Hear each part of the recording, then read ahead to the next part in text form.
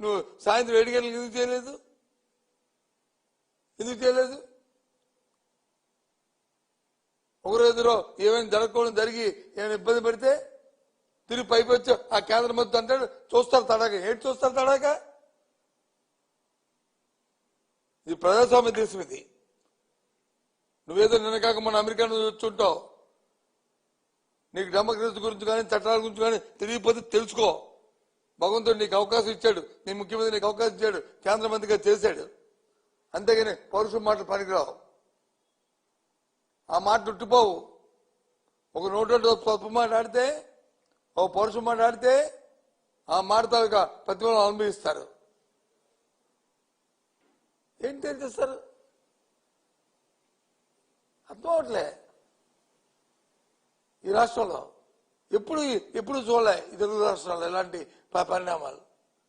అందులో మా ఆంధ్ర రాష్ట్రంలో అయితే ఇంకా జాగ్రత్తగా ఇంకా ఉంటాం. ఎందుకోసం ఇది? దేనికోసం? చేతనైతే మంచి పరిపాలన, చేతనైతే మంచి గవర్నెన్స్ ఇయ్యు, ప్రజలతో సభాష్ అనిపించుకో. చేత కాదు కానీ రైతులకు వచ్చి కనీసం ఎరువులు ఇవ్వలేని పరిస్థితి, దిక్కుమాలిన పరిస్థితి ఉంది వాళ్ళ రాష్ట్రం. ఆడవాళ్ళకి వచ్చి డోక్రా మహిళలకు వచ్చి 0 వడ్డీ ఇవ్వలేని దౌర్భాగ్య పరిస్థితి ఉంది రాష్ట్రం. సంపద సృష్టి అని చెప్పి నీ కుటుంబ సభ్యులకు వచ్చి వైజాగ్ లో 5,000 కోట్ల రూపాయల్ని మరి భూములు వచ్చి దాదాపు చేయడానికి గీతంలో చంద్రబాబు నాయుడు గారు ప్రయత్నం చేయట్లేదా?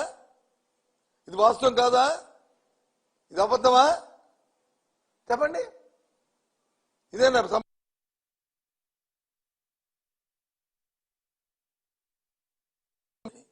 నో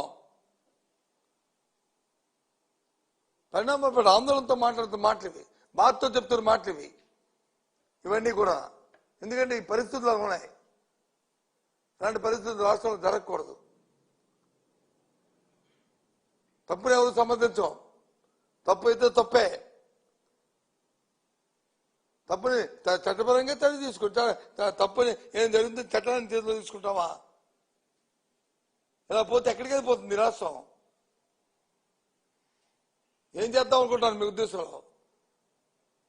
టాటా డబ్బులకి వచ్చి కుందరు బెదిరితే బెదరచేయటం కానీ వైసీపీ పార్టీ బెదరదు.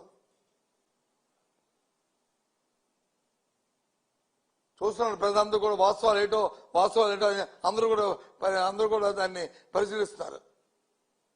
కాలమే చెప్తారు దీనికి మీకు సమాధానం. పెట్రోల్ బాంబులు ఇస్తారంటండి. పెట్రోల్ బాంబులతో మరి జోగి రమేష్ గారి ఇంటి మీదకి వచ్చి ఇసిరి ఏం చేద్దాం? ఇంట్లో ఉన్న అందరినీ మీరు అంటే సత్యదాన్ని ఇంట్లో పెట్టి చంపేద్దాం అనుకుంటున్నారా? ఇదేనా సంస్కారం? అందుకని మీకు అధికారం ఇచ్చింది. రామారావు గారి ఇంట్లో ఆడవాళ్ళు, ఫ్యామిలీ, కూతుర్లు, ఆ భార్య అందరూ ఉంటే ఇంటి బయట వచ్చి 100 మంది వచ్చి వెళ్ళి వాళ్ళని వచ్చి చేద్దామని ఏంటిది? పోలీసు ఏం చేస్తుంది? ఆ 3 సంవత్సరాలు ఎందుకున్నాయి మీదేమైంది మీ భుజం మీద? దేనికోసం? దయచేసి ఆలోచండి. రాజకీయ నాయకులు నేనేం చెప్తాం మేము, అవసరాలకు ఏదైనా మాట్లాడతాం మేము. కానీ ఉద్యోగంలో మీ ధర్మం మీకుంది. ధర్మం కాపాడే ప్రయత్నం చేస్తే ఒక మంచి పోలీసు వ్యవస్థని అనే పేరు ఉంటుంది. ఈ రాష్ట్రంలో ఉన్న పోలీసు వ్యవస్థ పేరు దయచేసి ఆ వ్యవస్థ పేరుని చెడగొట్టారు.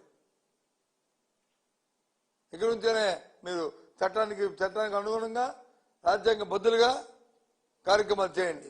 ఈ జరిగిన సంఘటన పట్ల అటు చట్టపరంగా ఇటు జాతీయ స్థాయిలోనూ దీన్ని ఉద్యమం చేయాలని నిశ్చయించాం. రేపు మా అధ్యక్షుడితో మాట్లాడిన తర్వాత ఈ కార్యక్రమాన్ని మిమ్మల్ని ప్రకటిస్తాం.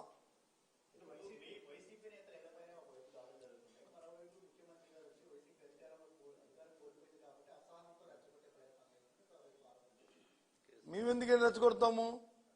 దేనికి రెచ్చగొడతాం? బాంబులు ఇస్తామని మేము రెచ్చగొట్టాం. పెట్రోల్ బాంబులు ఇస్తామని మేము రెచ్చగొట్టాం. ఏంటి? దేనికి?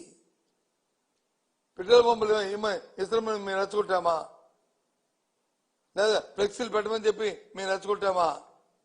లేకపోతే ఎన్డీపీ రిపోర్ట్లో వచ్చి లేకపోతే ఎన్డీఆర్ రిపోర్ట్లో వచ్చి మీ యానిమల్ ఫ్యాట్ లేదని రిపోర్ట్ ఇచ్చి ఫాల్స్ రిపోర్ట్ ఇచ్చి మేము తెప్పించామా?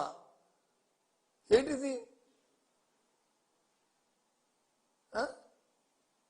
ఆ దేవదేవుడిని అపాదం చేయడానికి అనేది